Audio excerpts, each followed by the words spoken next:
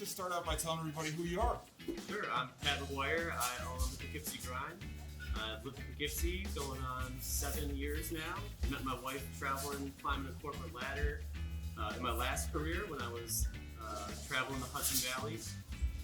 And this is kind of where we settled down. My options were continue arguing and traveling a ton for my last job, or chase a dream and open a little cafe I've been working on. That's awesome.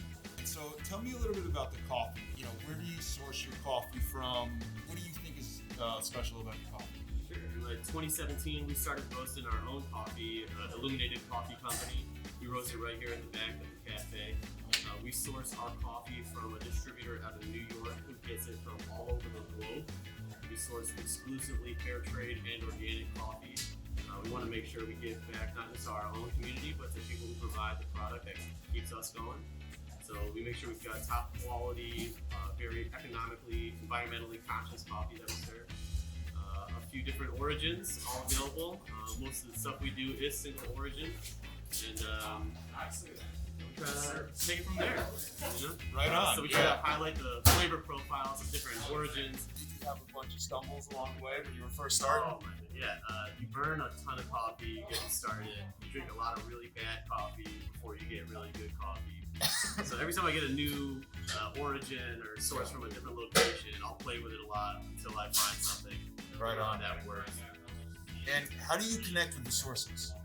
I try to link up with our distributor, and then from there backtrack to where the coffee was sourced from, learn a little bit about the community and the farms.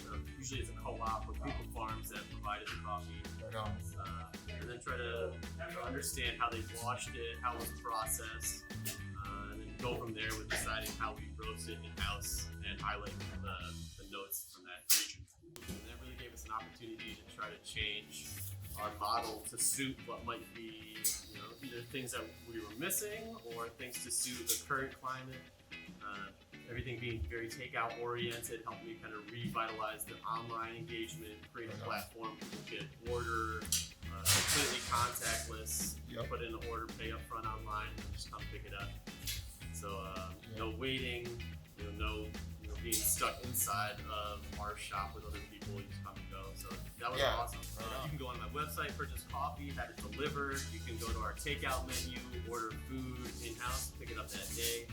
We've got a few different options. We even started a new subscription option for coffee for people who liked it and wanted to just kind of take the pain out of coming to get it all the time. Right on. So they get a regular delivery every month? Yeah, so you can choose 1, 2, or 3 pounds and go from there. Choose which ones you like and we'll switch it up for you. That's awesome. What are a couple of things you love about the city?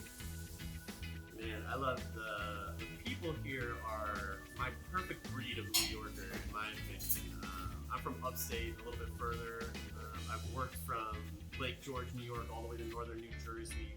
I helped build store locations in Manhattan and Brooklyn. So getting to see a lot of the state, the people that settle here tend to be a little bit of everything from upstate, New York, Finger Lakes, Connecticut. So it's cool to have this melting pot of, with New York, which is already very diverse in itself, to have that even more highlighted here in this smaller community.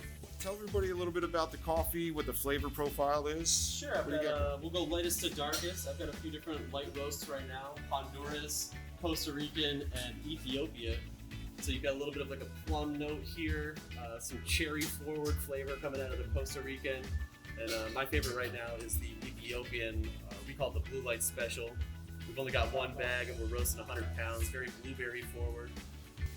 We've got some medium roasts from Rwanda, Colombia. This is probably the funkiest of our bunch from Rwanda, very almost like a rhubarb tartness to it. The Colombian's great everyday coffee, citrusy, caramely notes. Great start for anyone who's trying to explore the spectrum of our portfolio here.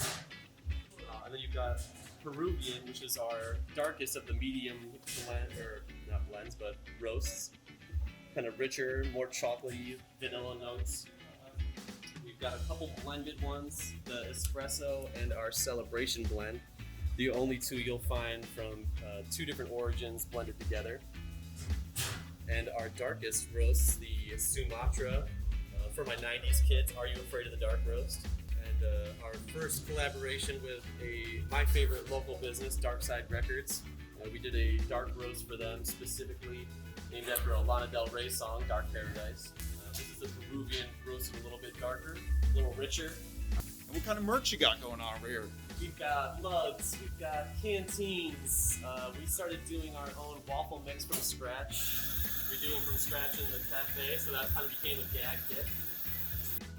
Yeah, I've had your chicken and waffles, dude. The waffles are superior. Thank you, thank you.